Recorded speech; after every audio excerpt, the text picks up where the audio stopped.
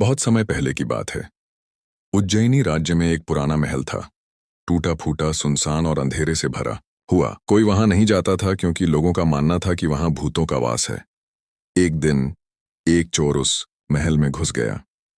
वहां उसने एक पुरानी लकड़ी की संदूक में छिपी हुई एक किताब पाई। किताब पर लिखा था, मृत संजीवनी, जो मरे उसे फिर से जीवन दे। चोर को लगा ये कोई तांत्रिक किताब है, पर जैसे ही उसने उसका पहला पन्ना पढ़ा, किताब चमकने लगी और हवा में उड़ गई।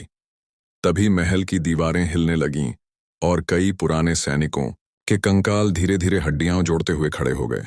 चोर डरकर भाग गया, लेकिन अब देर हो चुकी थी। राज्य में अनहोनी शुरू हो गई। रात के समय उज्जैनी की गलियों में अजीब आवाजें आने लगीं। लोगों ने देखा कि कुछ पुराने मृत योद्धा जो सैकड़ों साल पहले मर चुके थे, अब नगर में घूम रहे हैं। राजा विक्रमादित्य को खबर मिली। उन्होंने तुरंत अपने दरबार में विद्वानों और तांत्रिकों को बुलाया। एक बुजुर्ग तांत्रिक ने कहा, यह मृत संजीवनी पुस्तक अति प्राचीन है। इसे सिर्फ वही खोल सकता है जो मृत्यु को समझे। जब कोई अयोग्य इसे पढ़ता है तो मृत आत्माएं कुपित हो जाती है। राजा ने तय किया कि वे स्वयं उस पुस्तक को ढूंढेंगे और उसे वापस बंद करेंगे। वे उस महल में पहुंचे जहां सब शुरू हुआ था। वहां उन्हें दिखा एक कंकाल योद्धा जो अब भी तलवार लिए खड़ा था। वह राजा से बोला, हम मरे नहीं थे, हमें छल से मारा गया।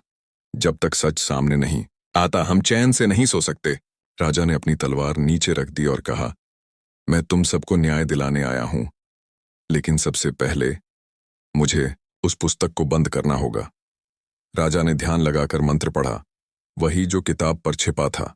जैसे ही राजा ने अंतिम शब्द बोले, वह पुस्तक एक बार फिर हवा में घूमी और अचानक जल उठी।